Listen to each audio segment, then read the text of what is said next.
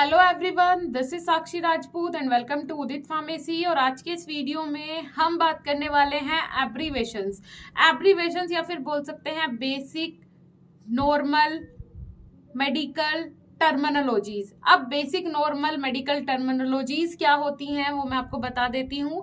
जो छोटे छोटे टर्म्स होते हैं जो कि आपको पता होना बहुत ज़रूरी है। अगर आप फार्मा के स्टूडेंट हैं तो ये टर्म्स पता होना सबको बहुत ज़रूरी होता है। तो ये टर्म्स कौन सी होती हैं, जैसे कि आपने देखा होगा सिंबल्स मतलब साइन होते हैं।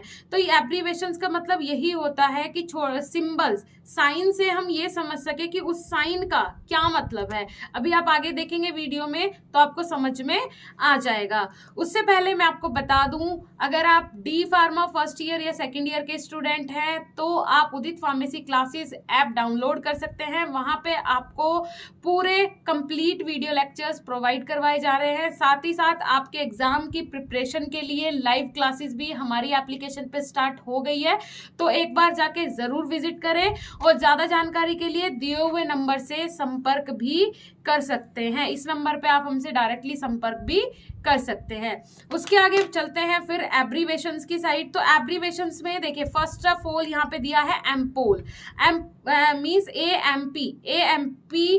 अगर जैसे ये एग्जांपल किसके लिए मैं आपको बता दूं, ये प्रिस्क्रिप्शन है, डॉक्टर का पर्चा होता है प्रिस्क्रिप्शन, उस पे डॉक्टर पूरा एम्पोल नहीं लिखेगा। अगर उसे एम्पोल की जरूरत है या फिर मंगाना है, फार्मासिस्ट लिखते हैं कुछ भी मेडिकल के टर्मिनोलॉजीज हैं तो उसमें वो क्या लिखेंगे, AMP।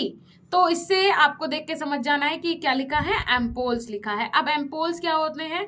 एम्पोल्स छोटे कंटेनर होते हैं, ग्लास कंटेनर होते हैं जिनमें इंजेक्शन वगैरह, आपने देखी होगी बॉटल्स आती है येलो येलो कलर की, वो सब क्या होते हैं, ये एम्पोल्स होते हैं। AP अगर मैं बात करूं, एक्शन पोटेंशियल। अब एक्शन पोटेंशियल क्या होता है, आपकी बॉडी में जब आपने कोई भी ड्रग ली तो जो आपकी मसल या फिर जो न्यूरॉन्स जो रेस्ट कंडीशन में होंगे वो एकदम से एक्शन में आएंगे, वो रेस्ट से एक्शन में आएंगे तो वो उसका क्या कहलाता है, एक्शन पोटेंशियल। ज्यादातर एक्शन पोटेंशियल के अंदर किसे देखते हैं, मसल्स को और न्यूरॉन्स को। नेक्स्ट अगर बात करूं, BD मतलब दिन में 2 बार। BHP Benin hypertrophy of prostate. अब प्रोस्टेट क्या होता है, बैनिन हाइपरट्रॉफी ऑफ प्रोस्टेट। इसका मतलब क्या है, जो प्रोस्टाग्लैंडिन होती हैं वो क्या हो जाती है, इस कंडीशन में एनलार्जमेंट हो जाता है प्रोस्टाग्लैंडिन का। अब प्रोस्टाग्लैंडिन का एनलार्जमेंट ये बेसिक है, नॉर्मल है, ओल्ड एज में हो ही जाता है। इसके कारण यूरिन में प्रॉब्लम होने लगती है क्योंकि जो यूरिनरी ट्रैक होता है वो क्या हो जाता है, कॉन्ट्रैक्ट हो जाता है। BSA body surface area, CAP capsule, CBS colloidal bismuth substrate. Colloidal bismuth substrate किससे रिलेटेड है, गैस्ट्रोइंटेस्टाइनल ट्रैक से रिलेटेड है, आपके एसिड से रिलेटेड है। उसके बाद CH child dose, CM centimetre, CR continuous release. उसके बाद अगर नेक्स्ट बात करो, डिस्टैप का मतलब डिस्पोजेबल टैबलेट। डिस्पोजेबल टैबलेट कौन सी होती है कि आपने ये पानी है, पानी में टैबलेट डाली और एकदम से ये क्या हो गई, डिस्पर्स हो गई, ठीक है। डिस्पर्स मतलब एकदम से उसमें घुलनशील हो गई। उसके बाद DS डबल स्ट्रेंथ टैबलेट से क्या मतलब, जैसे आपने कोई 2 एंटीबायोटिक एक साथ ली तो इसका रिएक्शन क्या हो गया, डबल हो गया। ये किस स्ट्रेंथ की हो गई, डबल स्ट्रेंथ की। EC मतलब एंट्रिक कोटेड का मतलब क्या होता है, ऐसी टैबलेट जो कि स्पेशली एंट्रिक कोटेड करके बनाई गई हो। मींस जो आपका डाइजेस्टिव फ्लूइड होते हैं जो कि किसी भी टैबलेट को, किसी भी मटेरियल को क्या कर देते हैं, एकदम से डिस्पर्स कर देते हैं, खत्म कर देते हैं, नष्ट कर देते हैं। तो ऐसी टैबलेट्स जो कि उनसे डिस्ट्रॉय ना हो इसीलिए उन्हें स्पेशल कोटेड करके बनाया जाता है। ER मतलब extended release. Means extended release का मतलब क्या होता है कि बॉडी, आपने कोई भी ड्रग ली तो उसका एक्शन इतना जल्दी ना हो पाना जितना जल्दी होना चाहिए था। जैसे सर के दर्द की टैबलेट आपने ली तो आपको लग रहा है कि आपने टैबलेट तो ले ली लेकिन वो रिएक्ट नहीं कर रही है।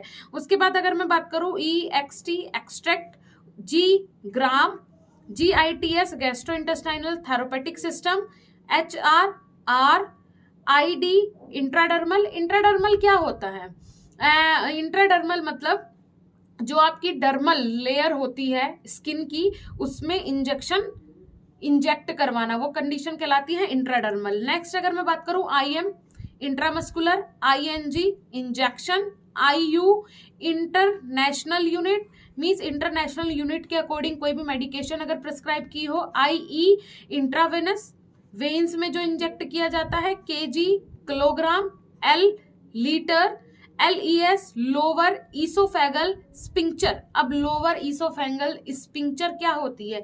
ये एक ऐसी मींस कंडीशन बोल सकते हैं जो आपकी ईसोफेगस होती है, ईसोफेगस के लास्ट में एंड पॉइंट पे क्या होता है कि वॉल्व होता है जो कि ईसोफेगस को किससे जोड़ता है? स्टमक से जोड़ता है।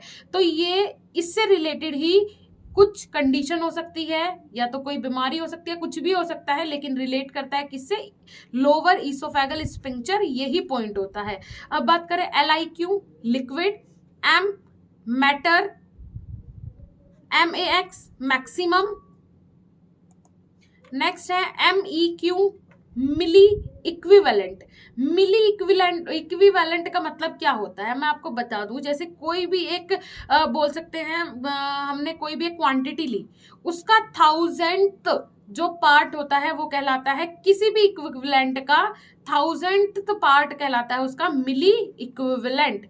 MG milligram, MIN minute, MI millilitre, ML millilitre, MR modified release. अब मॉडिफाइड रिलीज क्या होता है? क्या कुछ मॉडिफाई करके रिलीज हुआ है? नहीं। जिस ड्रग का एक्टिव कॉन्स्टिट्यूएंट कितने टाइम में, घंटे में या कितने मिनट में रिलीज हो गया है, अपना एक्शन दिखा दिया है, वो कहलाता है उसका क्या? Modified release. MU mega million unit, MW molecular weight, OD once daily मतलब दिन में एक बार, OINT ointment, POT potassium, QID 4 time in a day. QID जहां भी आपको लिखा हुआ दिखेगा मतलब दिन, वो कोई भी मेडिकेशन जैसे कि किसी आपको लिखी है डॉक्टर ने पैरासीटामोल, पैरासीटामोल के आगे लिखा है QID मतलब दिन में ये कितनी बार लेनी है? 4 बार लेनी है।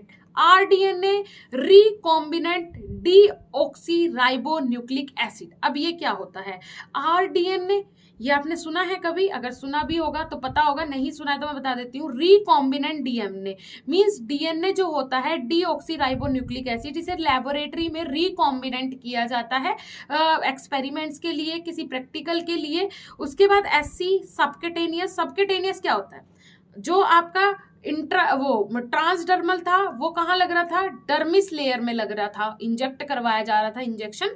लेकिन यहाँ पे सबक्यूटेनियस का मतलब क्या होता है कि ये आपका स्किन की फर्स्ट लेयर में, ऊपर वाली लेयर में इंजेक्ट करवाया जाएगा। SI sublingual, SL sublingual. Sublingual मतलब ऐसे टैबलेट्स जो कि आप जीभ के नीचे रख के लेते हैं। SOD sodium. SR sustained release. Sustained release का मतलब होता है आपने कोई भी मेडिकेशन ली, कोई भी दवाई ली और उसका एकदम से रिलीज हो जाना।